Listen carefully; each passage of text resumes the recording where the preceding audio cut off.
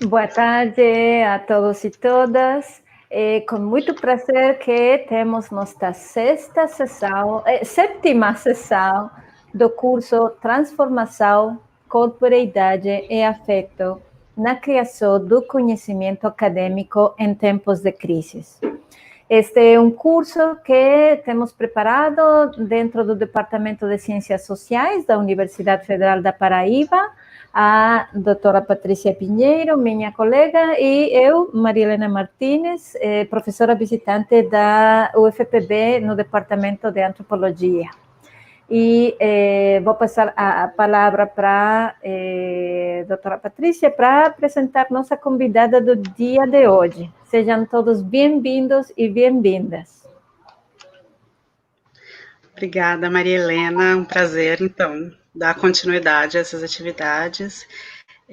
Hoje, com um prazer especial de estar aqui com a Luísa Flores, que é uma colega, amiga, companheira de lutas, de desafios e de sonhos também, né?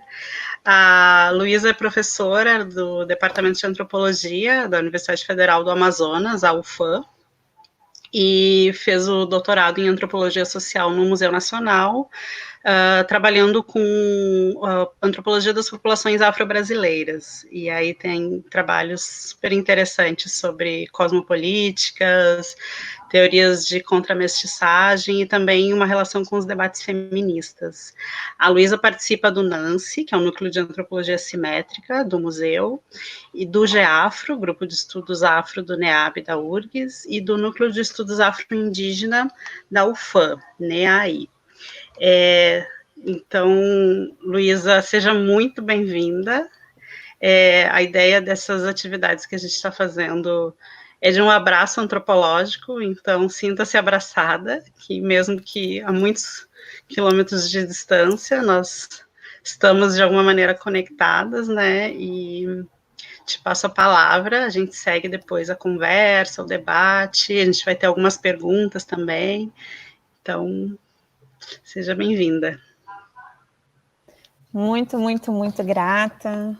grata a Paty, amiga querida, Patrícia, doutora Patrícia, professora também Maria Helena, pela possibilidade de compartilhar ideias, afetos, alegrias, nesse abraço tão gostoso antropológico, tão necessário nesse momento, da gente se repensar, né, repensar os nossos modos de produzir relações com o mundo, incluindo relações de pesquisa, repensar a vida na sua inteireza, né, que o contexto da pandemia tem nos colocado.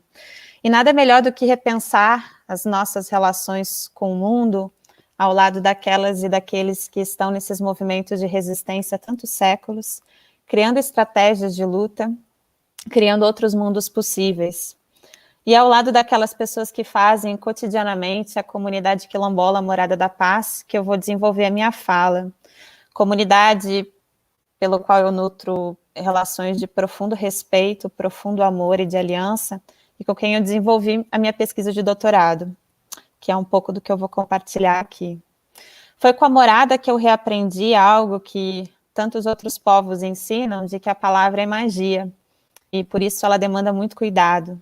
E é por isso, então, que eu peço meu Agoia Mojubá, como eu fui ensinada, peço licença às Iás, peço licença ao Baba, peço licença às entidades que regem a comunidade, aos meus mais velhos e aos meus mais novos, e a vocês que me escutam, para que eu tenha uma fala e uma escuta de muito respeito e compartilhamento.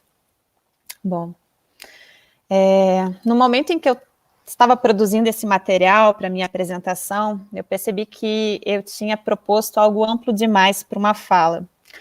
Mas eu vou tentar cumprir com a minha palavra e dar pinceladas de argumentos para o desenvolvimento da minha ideia. Bom, minha fala vai se dividir em dois momentos, né? Em um primeiro eu vou apresentar e qualificar o conceito de ocupação, tal como eu aprendi com a comunidade Morada da Paz. E num segundo momento eu vou buscar uma aproximação do conceito de ocupar com as retomadas indígenas, né, sobretudo a partir das perspectivas tupinambá, e o reclaim, que foi traduzido para o português como reativar, das bruxas estadunidenses.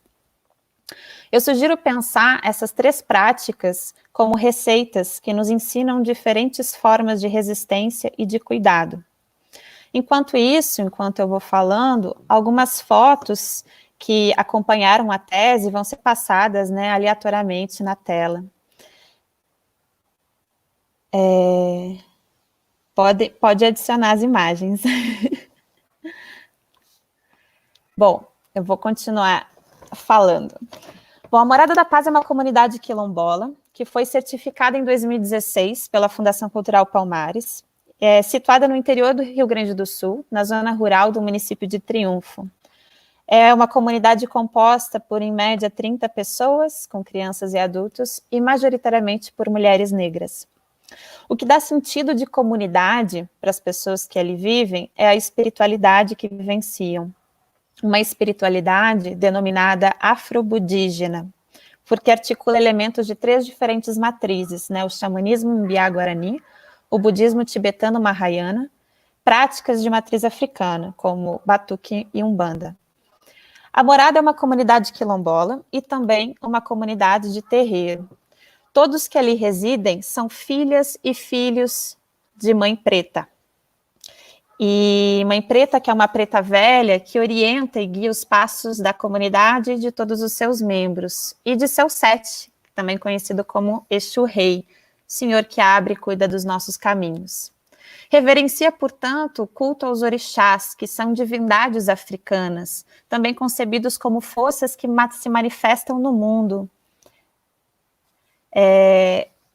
E nisso que a gente chamaria de natureza, né, a cachoeira com Oxum, a partir de Oxum, manifestando Oxum, o mar manifestando Iemanjá, e também se manifestam nos corpos dos humanos em momentos rituais, com os processos de incorporação, né? A comunidade,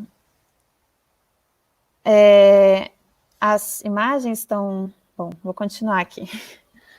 A comunidade foi iniciada em 2000, quando, amparadas pelas entidades, né, as mais velhas da comunidade, decidiram juntas juntar suas economias e comprar coletivamente um pedaço de terra para construir um outro mundo possível, para si e para suas crianças, em um processo constante de recuperação de saberes ancestrais. Além de ser uma comunidade quilombola e de terreiro, está preocupada com o desenvolvimento autossustentável, produzindo desde suas bases epistêmicas e existenciais, novos modos de pensar, por exemplo, a economia, o que chamam de economia do afeto, em contraposição à economia capitalista, a educação, que chamam de pedagogia do encantamento, com a criação da escola Concole Pelaie, com a criação do ponto de cultura da infância, o Morodê, onde se desenvolve uma série de trabalhos de educação ambiental e afro-brasileira, a alimentação, com plantio de alimentos agroecológicos e agroflorestais, recuperando solos, o solo do território que era marcado pela monocultura de eucalipto, e desenvolvendo continuamente relações de respeito e cuidado com todos os seres viventes. Dessa forma, ao lado de seres humanos e não humanos, constroem alianças potentes para atuarem no que chamam de guerra cósmica, e do qual eu vou falar um pouco mais adiante. Bom, o conceito de ocupação eu ouvi pela primeira vez em um IPADê.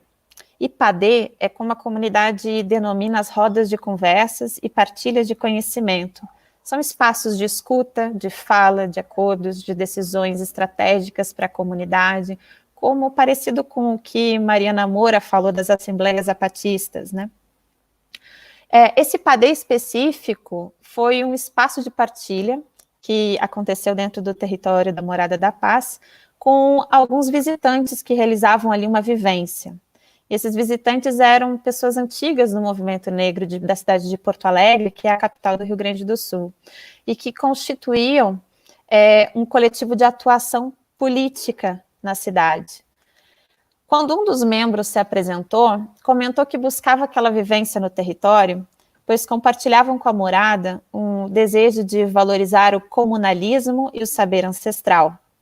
Mas o que os diferenciava da comunidade, da Morada da Paz, era que a Morada era um coletivo espiritual e eles um coletivo político, pois buscavam levar as ideias comunais para dentro da política.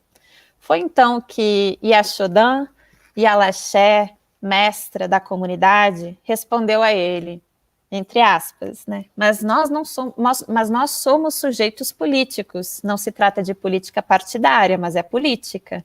Temos práticas de permacultura, temos o ponto de cultura Morodê e estamos construindo a Concola. Trabalhamos com a ocupação das mentes, dos espaços, dos diálogos, dos corações.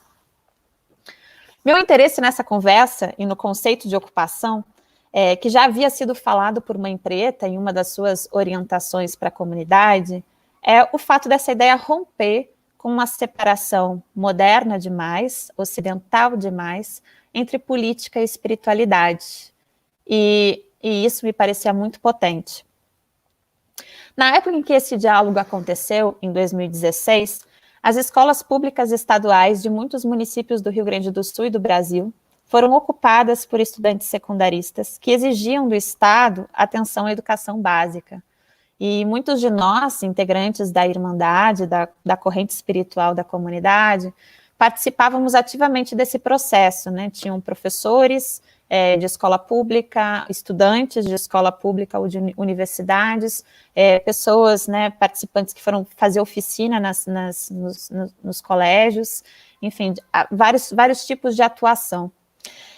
Ou seja, as ocupações das escolas, do MINC também, que na época aconteceu com a ameaça de extinção do Ministério da Cultura, né, e das universidades, e em outros tantos espaços, foram tópicos de boa parte dos assuntos conversados na comunidade. A luta dos secundaristas pela educação e o desejo de construir uma escola que respondesse verdadeiramente aos anseios da comunidade escolar se conectou, de alguma forma, aos desejos da Morada da Paz e sua luta por outro mundo possível através da construção coletiva.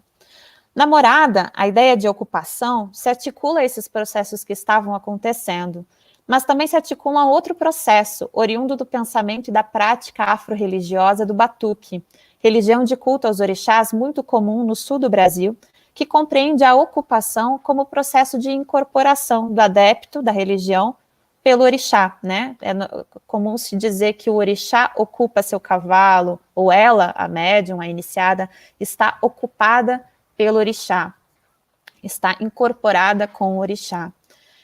Vale lembrar que algumas das mais velhas da comunidade estabelecem fortes vínculos com o Batuque, seja a partir das suas histórias familiares, seja porque eram de outras casas antes de darem início à comunidade Morada da Paz.